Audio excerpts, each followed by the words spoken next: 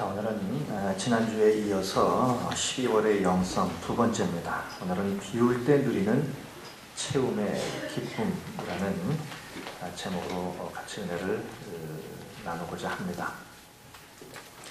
우리가 길거리를 가다 보면 저분들은 가족들이구나 라고 우리가 쉽게 파악할 수 있는 그런 분들이 계십니다. 부부인 것 같고 아빠고 아들이구나, 엄마고 딸이구나, 이렇게 쉽게 우리가 파악할 수 있는 그런 일들이 있습니다. 그럼 우리가 이렇게 쉽게 파악을 할 수 있는 이유는 무엇입니까? 우리가 잘 아시다시피 닮았기 때문입니다. 닮았기 때문에. 저 역시도 어제 저희 아들하고 어제 좀 아침에 다녀왔는데 제가 자꾸 놀랍니다. 제가 걔 걷는 걸 보면은 깜짝 놀라요. 저를 보는 것 같아가지고 깜짝 놀랍니다. 어디 가도 아빠 아들 사이라는 것을 분명히 다른 사람들도 알아주시고요. 이 가족은 닮습니다. 이렇게 닮으니까 또 가족이겠죠. 이처럼 닮는다는 것은 상당히 깊은 의미가 있습니다. 당신을 닮고 싶습니다. 이 말은 당신을 사랑합니다. 이 말보다 훨씬 더 진한 감정의 표현입니다. 여러분, 좋아한다는 것과 사랑한다는 것이 다르죠. 예를 들어서 나는 걔를 좋아합니다 하면 무슨 말일까요? 나는 보신탕을 좋아합니다, 이 말입니다. 그런데 나는 걔를 사랑합니다, 이렇게 말씀하시면서 보신탕을 드시는 분은 안 계십니다. 이 좋아하는 것과 사랑하는 것은 달라요. 이 느낌의 강도가 다르단 말이죠. 그런데 이 사랑합니다보다 더 감정적으로 강도가 센 것은 나는 당신을 닮고 싶습니다, 이 말이에요. 사랑을 합니다만 닮고 싶은 정도는 아닐 수 있어요. 제가 우리 청년들한테 그렇습니다. 이제 결혼 얘기가 나오면은 누구랑 결혼을 해야 됩니까? 청년들이 자주 물어봐요. 그럼 제가 여러 가지 이런 저런 사람을 만나면 좋겠다 하지만 그 중에 제가 꼭 한 가지를 어떤 조건 아닌 조건으로 이야기하는 그러한 것이 있습니다. 그것은 바로 뭐냐면 내가 존경해서 닮기를 원하는 사람을 만나라.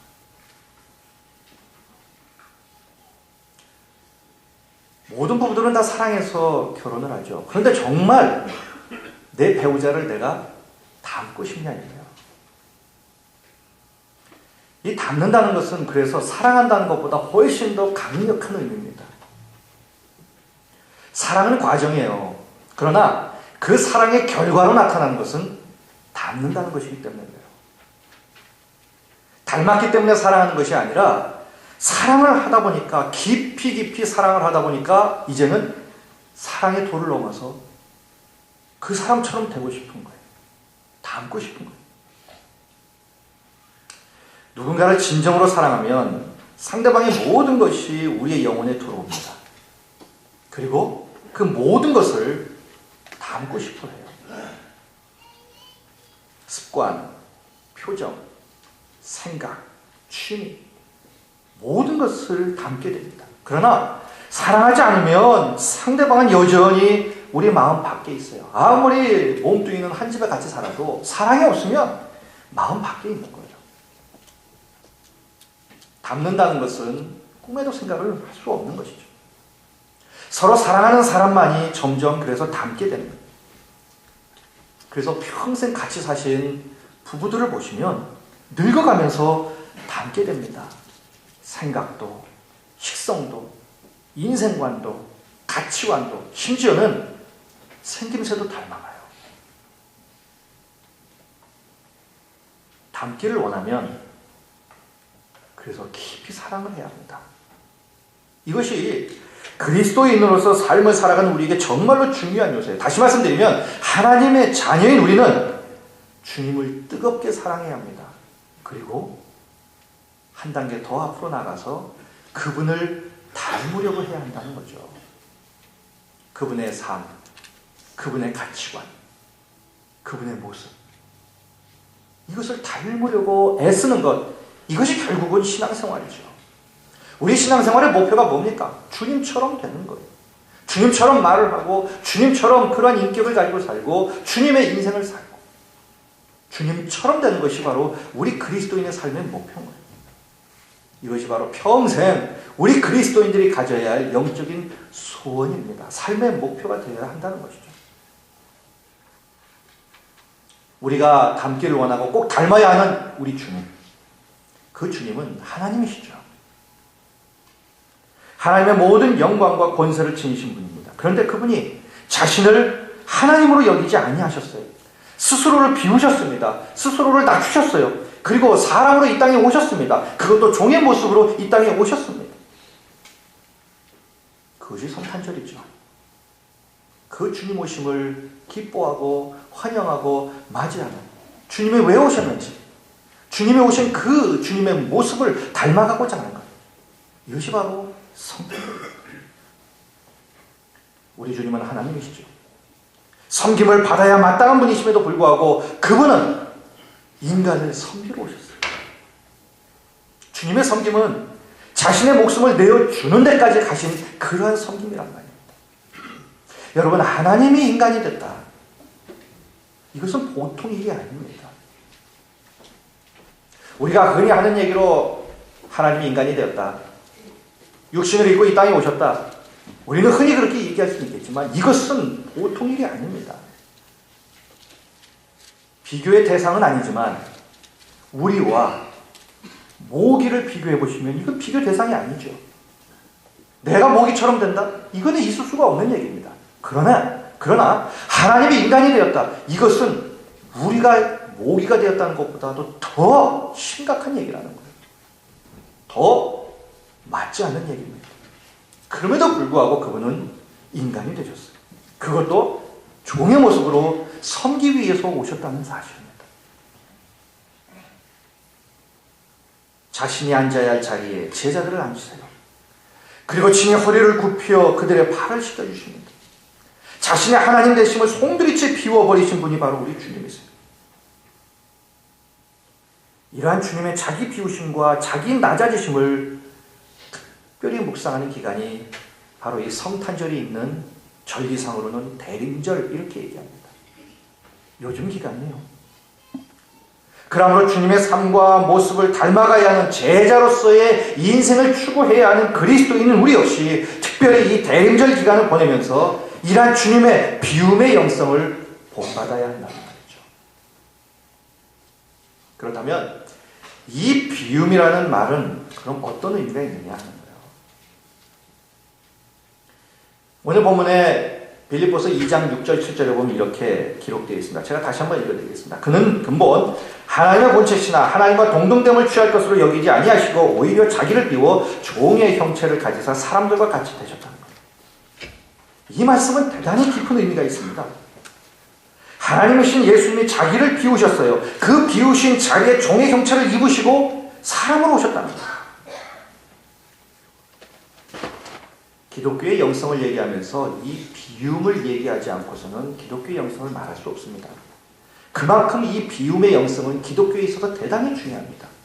특별히 요즘처럼 이 현대를 살아가는 이 그리스도인들, 그저 채움이 성공이요, 내 안에 그저 무언가를 채우는 것이 인생에서 얻었다라고 생각하며 신앙생활하는 현대 그리스도인들에게는 이 비움의 영성은 너무나도 중요한 것입니다.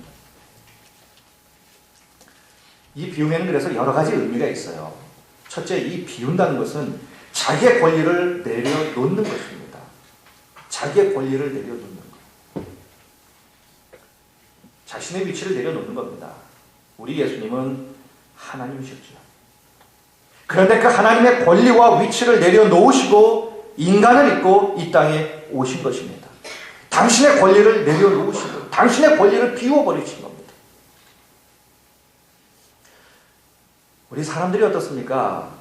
살면서 자기가 누릴 권리를 조금이라도 빼앗아버리면 가만히 안 있습니다. 글쎄요, 제 생각으로는요, 그래요. 시내 나가면은 얼마나 차가 많습니까? 금요일, 토요일 날 시내 나가서는 시내에서 보통 2-3시간 헤매는 것은 일도 아닙니다. 강남 나가서 여기 오는데 어떨 때는 3시간, 2시간 반 이렇게 걸립니다. 시간 낭비하죠. 돈 낭비하죠. 기름 한 방울 나지 않는 이 땅에 엄청난 기름이 소비됩니다. 환경은 또 어떻고요? 이런 생각을 해보면 글쎄요, 5부제는 좀 그렇고 10부제 정도를 해도 되지 않을까 싶어요. 돌아가면서 차가 쉬면 그만큼 기름도 세이되고 환경도 그만큼 좀 나아지고 그만큼 교통도 원활해지고. 그런데 다 이런 생각은 아니죠. 왜 차 탈 권리를 뺐느냐 하는 겁니다. 그렇게 말하면 더 이상 할 말이 없는 거죠. 내가 누려야 할 그 권리 요만큼이라도 건드리면 사람들은 가만히 있지 않습니다. 그러면 의무는 제대로 이행하나? 이 부분에 대해서는 또 답이 다를 수 있습니다. 사람 그래요. 자기가 누릴 권리 요만큼이라도 건드리면 가만히 있지 않습니다. 그러나 하나님은 그 모든 권리를 내려놓으셨어요. 다 비우셨어요. 그리고 인간으로 이 땅에 오셨다는 것입니다. 권리를 내려놓는 것, 이것이 바로 비운다는 얘기입니다. 뿐만 아니라 비운다는 것은 집착하지 않는다는 거예요. 집착하지 않는다는 거예요. 이 집착이란 말은 어디서 나왔냐면 쓰레기라는 말에서 나왔어요. 집착하는 것은 쓰레기를 붙잡는 것과 같다는 것입니다. 그러므로 집착을 버릴 때에 우리는 자유로워질 수 있습니다. 우리 주님이 이 땅에 오신 이유가 뭡니까? 우리를 자유케 하기 위함. 진리가 너희를 자유케 하리라. 우리 주님 말씀하셨습니다. 내가 길이요 진리요 생명이다. 우리 주님이 이 땅에 오신 이유는 우리를 자유케 하기 위해서였어요. 그렇다면 우리는 과연 자유롭습니까? 무언가에 집착하지 않습니까? 나를 집착하게 만드는 것이 무엇입니까? 중독은 어디서 오느냐 하면 집착에서 옵니다. 끊어보지를 못하기 때문에 중독이 되는 거예요. 도박을 하는 사람들이 끊지 못하는 이유가 집착을 하기 때문입니다. 그것이 중독이 되는 거예요.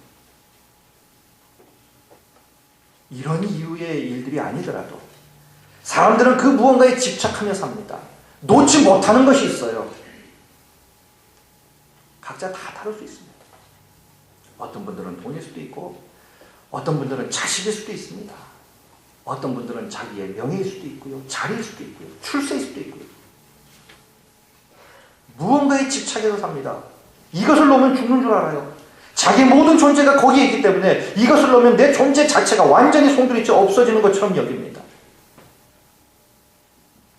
연예인들은 인기에 집착합니다. 그러니까 인기에 해가 되는 일들, 이것이 나를 떠날까봐 그들은 그렇게 몸부림치며 사는 거예요. 집착입니다. 자유롭지가 않은 거예요. 우리 그리스도인들은 누구보다도 우리는 자유로워야 합니다.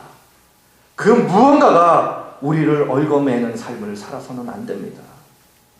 예수 안에서 우리는 자유로운 삶을 살아야 돼요.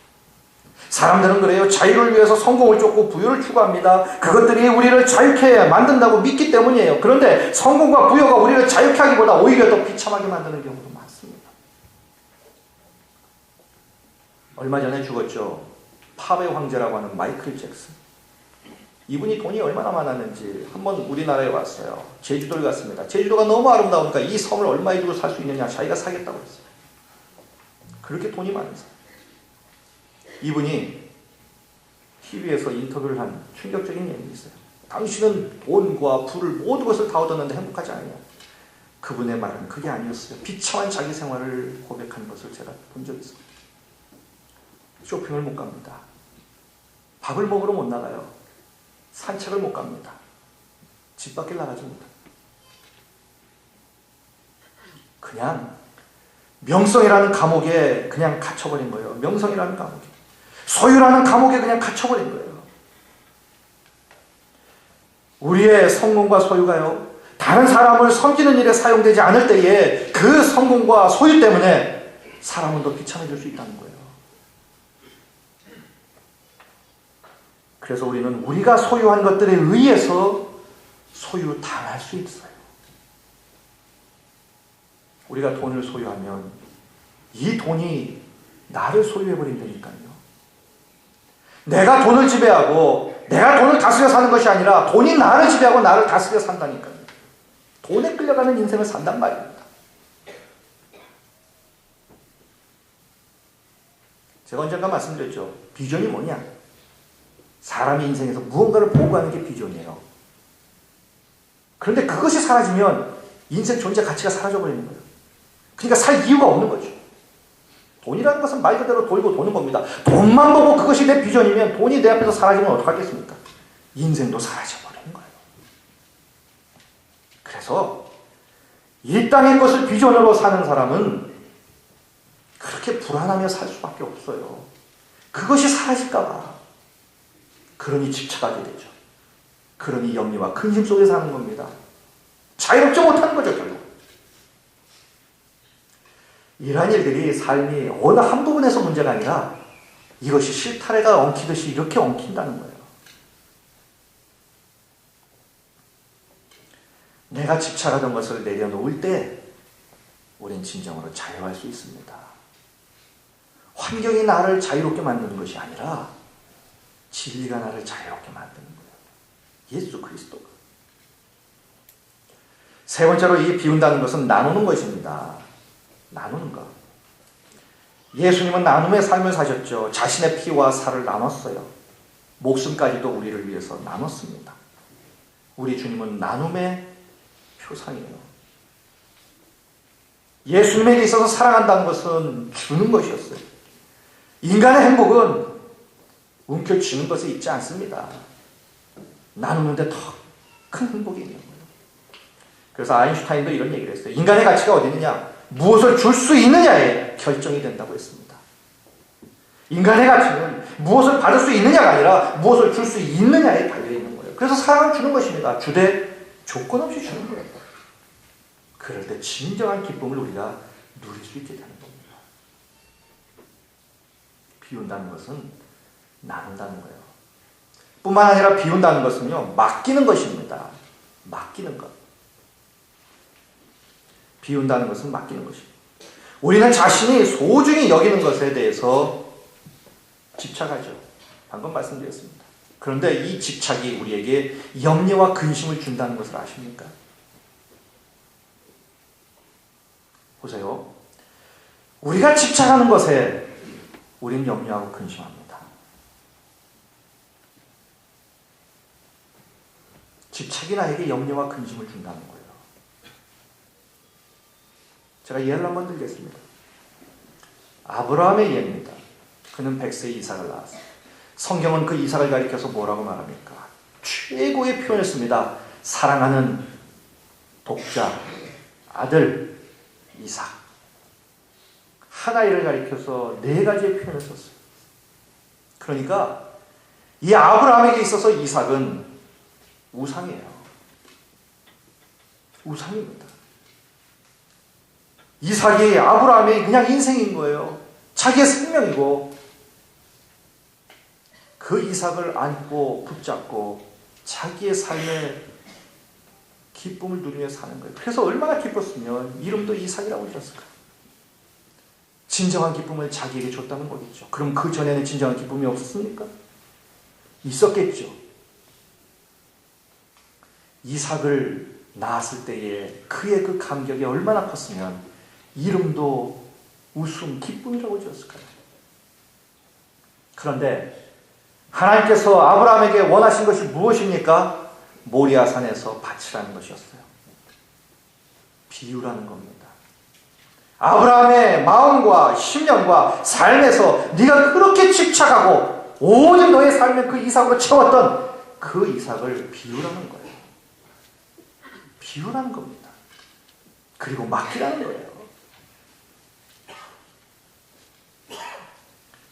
아브라함에게 그 이삭을 모리아 산에 바치라는 그 하나님의 명령은 아브라함의 삶에서 이삭을 비우고 하나님께 맡기라는 것이었어요. 사랑하는 성도 여러분, 우리 인생 살면서요, 하나님께 맡긴 것만 안전합니다. 하나님께 맡긴 것만 안전해요. 우리의 인생도, 우리의 자녀도, 우리의 소유도, 생명까지도 하나님께 맡길 때, 그때 비로소 안전한 거예요. 하나님은 우리가 맡긴 것만 책임져 주십니다. 내 인생 내 것처럼 살죠. 내가 책임질 수 있다고 삽니다. 그렇습니까? 내 인생 내가 책임질 수 있나요? 내 인생임에도 불구하고 내가 책임질 수 없는 것이 내 인생입니다. 하나님이 한번 건드려버리면 우리는 바로 중환자실 가야 돼요. 이게 인생입니다. 내 인생임에도 불구하고, 내 몸뚱이에도 불구하고 내가 책임질 수 있습니까? 없어요. 맡긴 것 외에는 하나님이 책임져 주시지 않습니다. 내 것이라고 여기고 내가 붙들고 사는 것, 과연 내가 책임질 수 있느냐? 아닌 거예요. 하나님께 맡긴 것만 안전합니다. 그래서 우리는 맡겨야 합니다. 이러한 모든 비움의 의미와 뜻을 한 몸으로 지니고 사신 분이 바로 우리 예수님이었어요. 그래서 우리 주님은 비움의 표범입니다. 그렇다면 이렇게 비울 때 나타나는 결과가 그럼 뭐냐? 그냥 비웠으니까 그냥 내 인생이 통통 빈 거냐? 아니라는 겁니다. 우리가 비울 때 나타나는 결과가 있어요. 그것이 바로 채워지는 역사가 일어난다는 겁니다. 비운다는 것은 그래서 모자람의 은혜 속으로 들어가서 체험받도록 하는 통로라는 거예요. 이게 신비입니다. 이게 그리스도인이 사는 삶의 원리예요. 비운다는 거예요. 모자람의 은혜 속으로 들어가서 체험받도록 하는 통로, 이것이 바로 비운다는 거예요. 비울 때 우리는 모자람을 경험합니다. 비울 때 텅텅 비는 것이 아니라 이 모자람을 통해서 우리는 기쁨을 경험하고 은혜를 경험하게 되는 거예요. 풍족함을 통해서만 우리는 기쁨을 누리는 것이 아닙니다. 그것은 잠시 잠깐의 기쁨이에요. 오히려 비움으로 오는 모자람을 통해서 임하는 기쁨이 우리에게 더 큰 기쁨이에요. 제가 또 한 가지 예를 들겠습니다. 요한복음 2장에 보면 가나 혼인잔치가 나옵니다. 이 가나 혼인잔치의 의미는, 중요한 의미는 모자람을 통해서 주어진 기쁨이었어요. 2장 3절에 이렇게 기록되어 있죠. 포도주가 모자란지라 예수의 어머니가 예수에게 이르되 저희에게 포도주가 없다 하셨어요. 포도주가 모자랐기 때문에 예수님의 능력이 나타났습니다. 포도주가 모자랐기 때문에 물이 포도주로 되는 이 기적을 경험하게 되었어요. 그래서 신랑이 오히려 칭찬을 받았습니다. 하인들은 예수님을 알았습니다. 그리고 제자들은 예수님을 믿게 되었어요. 이것이 바로 가나 혼인잔치였어요. 모자람을 통해 기쁨을 누릴 수 있었다. 모자람의 기쁨은 그래서 기도 응답의 기쁨으로 온다는 거예요. 사람은 모자랄 때 기도합니다. 그리고 기도 응답을 받아요. 요한복음 16장 24절에 이런 말씀이 있죠. 지금까지는 너희가 내 이름으로 아무것도 구하지 아니하였으나 구하라 그리하면 받으리니 너희 기쁨이 충만하리라. 그렇습니다. 모자랄 때 우리는 기도 응답의 기쁨을 누리고 치움의 기쁨을 더 풍성히 누릴 수 있는, 이러한 삶을 날마다 경험하며 산 사람이 있어요. 조지 뮬러라는 사람입니다. 이분은 인생에서 5만 번 기도 응답을 받은 사람이라고 합니다. 고아원을 운영하신 분이었어요. 이분의 일기를 보면 모자람의 은혜와 기쁨으로 가득 차 있었어요. 그는 많은 고아들을 먹이기에 늘 자원이 부족했습니다. 그때마다 조지 뮬러는 기도했습니다. 또한 그 기도는 하나님으로부터 응답을 받았어요. 그는 하나님이 채워주신 것들을 다시 나눔으로 비웠습니다. 비우면 또 모자라죠. 그렇게 하면 또 기도합니다. 그러면 또 하나님이 채워주십니다. 그는 모자람을 통해서 날마다 놀라운 채움의 기쁨을 경험할 수 있었다는 것. 왜 기도 안 하십니까?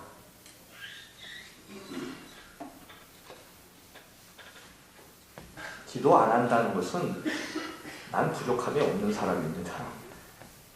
이 말일 수 있겠죠. 그런데 아이러니한 것이 진짜 부족하지 않습니까? 부족한 것 얘기해 보세요. 그러면 많죠. 이것도 필요하고 저것도 필요하고.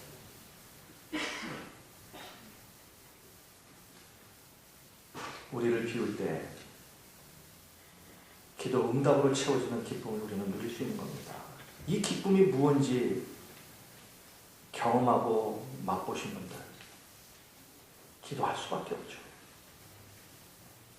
그렇다면 우리 예수님의 경우는 어떠하셨습니까? 우리 예수님은 당신을 스스로 비우셨어요. 낮추셨습니다. 그럴 때 하나님으로부터 최고의 영광을 얻어 채우셨어요. 그것이 오늘 본문 9절에서 11절에 나오는 말씀입니다. 제가 다시 한번 읽겠습니다. 이러므로 하나님의 그를 지극히 높여 모든 이름 위에 뛰어난 이름을 주사 하늘에 있는 자들과 땅에 있는 자들과 땅 아래에 있는 자들로 모든 무릎을 예수의 이름에 꿇게 하시고 모든 입으로 예수 그리스도를 주라 시인하여 하나님 아버지께 영광을 돌리게 하셨다는 겁니다. 십자가에 죽을 때까지 낮추신 우리 예수님, 하늘과 땅 아래에 있는 모든 자들 위에 우뚝 서셨습니다. 그들 모두의 주가 되셔서 최고의 영광을 받으시는 그런 분이 되셨다는 겁니다. 이처럼 낮아지면 높아져요. 비우면 채워집니다. 이것이 그리스도인이 사는 순서입니다. 먼저 낮아지고 비우면 그 후에 높아지고 채워지는 것이 순서라는 거예요. 그러나 반대로 높아지면 후에 낮아지는 망신을 당하게 됩니다. 예수님께서도 말씀하셨어요. 잔치집에 가서 상석에 앉지 말라고 그랬어요. 상석에 앉았는데 주인이 당신 말석에 가시오. 그러면 망신을 당하는 거예요. 그러나 말석에 앉았는데 주인이 당신은 상석에 앉으시오. 그러면 영광을 받는 거예요. 하나님은 우리가 낮출 때 영광을 주십니다. 스스로 우리를 비우고 낮출 때에 채워지는 그러한 은혜와 축복과 영광을 허락하신다는 것이죠. 그러게 내 편에서는요, 주님을 본받아 비움을 실천하고 낮아짐을 실천할 때 주님에 의해서 채워지는 더욱 풍성한 은혜와 복을 누리는 영광이 내 것이 될 수 있다는 것입니다. 여기에서부터 하늘의 기쁨이 우리에게 충만하게 임하게 되는 거예요. 이곳이 바로 이것이 오늘 본문 5절에 보니까 예수님의 마음이라고 나와 있어요. 예수님의 마음. 우리 예수님의 마음은 자신을 비우시고 낮아짐으로 높은 영광을 채워 누림을 기뻐하시는 그런 마음이었다는 겁니다. 비움으로 채움을 누리는 기쁨. 낮아짐으로 높아지는 영광을 체험받는 기쁨을 사신 분이 바로 우리 주님이셨어요. 이런 주님의 삶의 원리는 우리에게도 적용되어야 한다는 겁니다. 우리 역시 하늘의 기쁨과 은혜를 누리며 사는 비결은 우리 주님 역시 우리도 주님처럼 그렇게 해야 된다. 우리 안에 있는 세상의 것들과 내 자신의 욕망과 절제되지 않는 그러한 욕심을 비워내야 한다는 것입니다. 이것들이 우리 안에서 우리를 지배할 때, 그래서 매 순간 세상의 욕망과 욕심만을 생각하며 마음에 품고 그런 것들만을 묵상하며 살 때 절대로 우리는 하늘의 신령한 은혜와 복으로 우리를 채우는 그러한 영광을 누릴 수 없게 된다는 겁니다. 우리 그리스도인들이 누굽니까?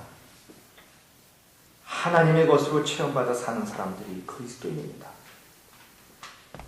같은 물질의 축복이라도 세상의 방법으로 세상의 가치를 따라 벌어 누리는 방법이 아니라 은혜를 통하여 나에게 주어짐으로 그것을 누리는 물질이어야 한다는 것입니다. 이럴 때 같은 물질이라도 그 물질이 나를 파괴하거나 험에 빠뜨리지 않는다는 겁니다. 돈 벌면은 좋죠. 그렇게 많은 분들이 돈 때문에 왜 험에 빠집니까?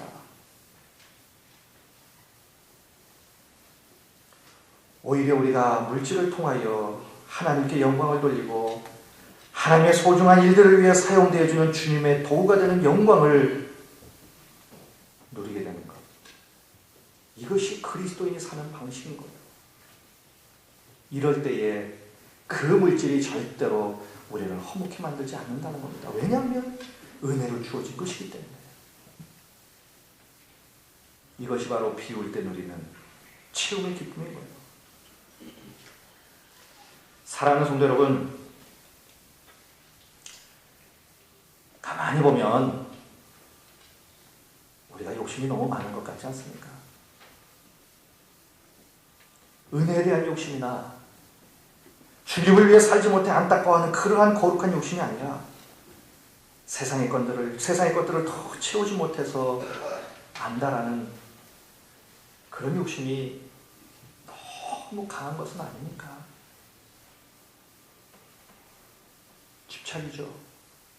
그것을 놓지 못하는 겁니다. 분명한 것은 그리스도인의 삶은 내가 채운다고 채워지는 인생이 아니라는 거예요. 내가 마구마구 채운다고 그렇게 채워지는 인생이 아니라는 겁니다. 우리 같은 그리스도인들은 하나님이 채워주시는 은혜로 살게끔 되어 있는 그런 사람들이에요. 하나님의 원리를 따라 살아야 하는 인생들이 바로 우리 그리스도인이라는 거예요. 그 하나님의 원리를 따라 풍성함을 체험받아 살아야 하는 사람들이 바로 우리 그리스도인들이라는 거예요. 이런 채워짐의 풍성함을 누리기 위해서는 먼저 우리가 해야 할 것이 있습니다. 그것이 바로 비우는 거예요. 어린아이가 양쪽 손에 사탕 하나씩을 쥐고 있습니다. 그런데 어떤 아저씨가 그 사탕 수백 봉지를 살 수 있는 돈을 줘도 이 손을 펴서 그 돈을 짚지 못하면 돈을 가질 수 없는 거예요. 그런데 아이들은 어떻습니까? 이 사탕 두 개 양쪽 손에 붙잡고 안 놉니다. 손을 펴지 못해요. 그것만 움켜쥐고 사는 겁니다. 더 큰 것이 와도 그것을 놓지 못하는 거예요.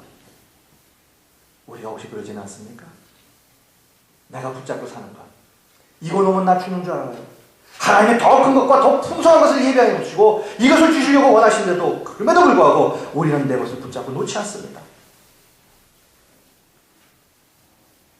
어리석죠. 분명한 사실은 하나님의 원리는 비워야 채워집니다. 내 안에 있는 세상의 것들을 비워내야 하나님의 것으로 채워지는 역사가 일어나는 겁니다. 정말로 간절히 기도하는 것은 하나님이 주시려고 해도 하나님의 것이 내 안에 채워질 만한 공간이 없는 그러한 우리의 삶이 되어서는 안 된다는 거예요. 그러기 위해서 우리는 비워야 합니다. 비워야 채워지는 거예요. 특별히 하나님의 것들을 채우려면 세상의 것들을 비워내야 합니다. 비우려는 용기와 결단이 없이는 채워지는 복을 누릴 수가 없게 된다는 것이에요. 이것을 하지 못하기에, 이 비우지 못하기에 하나님의 은혜로 산다고 하는 그리스도인들이 늘 갈등 가운데 있는 거예요. 염려 가운데 있는 겁니다. 내가 집착하고 이걸 놓으면 죽는 것 같은 그것을 붙잡고 있는 그것 때문에 내가 오히려 기쁘고 자유로운 것이 아니라 갈등 속에 사는 거예요. 염려 속에 산다는 겁니다. 놔보십시오. 그 자유가 얼마나 큰지. 맡겨보십시오. 하나님께. 그 기쁨과 자유가 얼마나 충만한지. 우리는 분명 하나님을 믿습니다. 더 굳건하게 믿으시고 하나님 굳건하게 믿으시고 한번 비워보십시오. 맡겨보십시오. 그러면 채워지는 놀라운 은혜를 우리가 경험하게 될 것입니다. 성탄절을 기다리면서 다시금 주님의 비움과 채움의 영성을 우리가 묵상해 봅니다. 나는 그동안 무엇으로 나를 채우며 살았는지, 무엇을 그렇게 추구하며 붙잡고 살았는지 다시금 조용히 우리의 삶을 돌이켜 묵상을 해보시면 어떨까요? 그래서 정말 하나님이 기뻐하지 아니하시는 세상의 것으로 가득 찬 내 마음과 생각과 삶이었다면 이제 좀 비워버리시고 주님으로 채우시면 어떨까요? 그래서 우리 주님께서 주시는 하늘의 신령한 은혜와 복으로 충만하게 체험받는 그 기쁨을 우리가 누리시면 어떨까요? 우리의 생각 그 이상으로 채워주시는 주님의 그 풍성함을 우리는 비울 때 경험하게 될 줄로 믿습니다. 주님 오시는 날을 기다리는 이 대림절 이 기간에 주님께서 우리에게 보여주신 비움과 채움의 모습, 이 모습을 우리가 다시 한번 깊이 묵상하시면서 하나님 보시기에 기뻐하실 만한 그런 것이 아닌 것이 내 안에 있다면 좀 비워내시길 바랍니다. 그리고 비움을 통하여 드디어 하나님이 나에게 채워주시는 그 놀라운 기쁨을 이 대림절 기간에 좀 경험해 보셨으면 좋겠습니다.